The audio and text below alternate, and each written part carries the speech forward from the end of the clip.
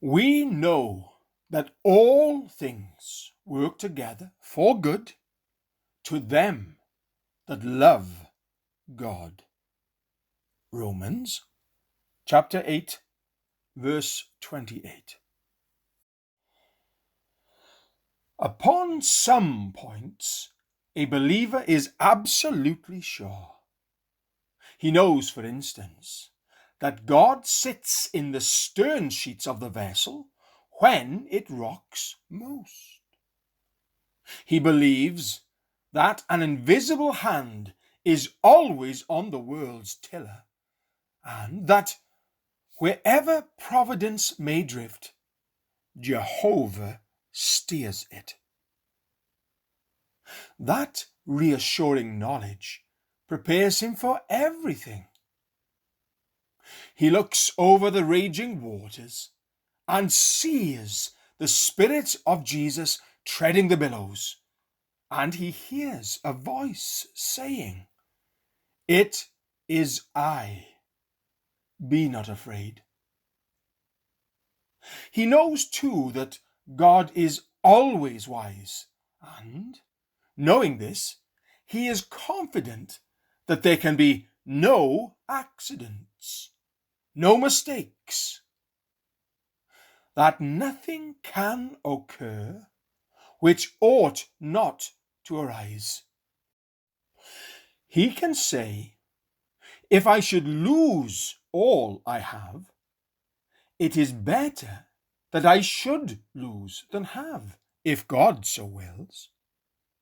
The worst calamity is the wisest and the kindest thing that could befall to me, if God ordains it.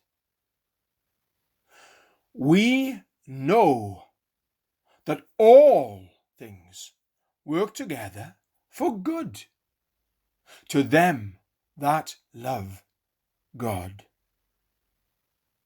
The Christian does not merely hold this as a theory, but he knows it as a matter of fact. Everything has worked for good as yet. The poisonous drugs, mixed in fit proportions, have worked the cure. The sharp cuts of the lancet have cleansed out the proud flesh and facilitated the healing. Every event as yet has worked out the most divinely blessed results. And so, believing that God rules all, that he governs wisely, that he brings good out of evil, the believer's heart is assured, and he is enabled calmly to meet each trial as it comes. The believer can, in the spirit of true resignation, pray, "Send me what thou wilt, my God, so long as it comes from thee." Never came there an ill portion from thy table to any of thy children. Say not, my soul, from whence can God relieve my care?